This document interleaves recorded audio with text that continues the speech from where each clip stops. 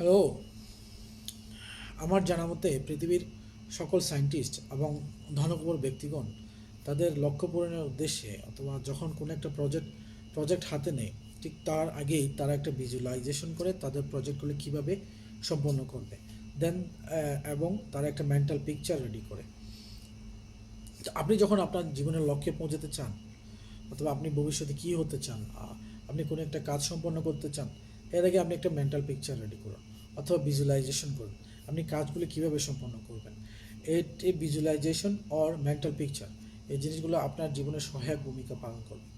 যদি ধরুন আপনি একটা অফিসে জব করছেন, আপনার বস অথবা আপনার কলিগগণ আপনার সাথে ভালোভাবে বিহেভ করছে না, এই জিনিসগুলো আপনি ভালোভাবে নিতেই পারছেন না। তো এই ক্ষেত্রে আপনি কীভাবে সমস্যাগুলো সমাধান করবেন? Just try with the subconscious mind. কীভাবে আপনি সাবকনসিয়াস মাইন্ড ব্যবহার করে আপনার সমস্যার সমাধান করবেন? প্রথমত আপনি আপনার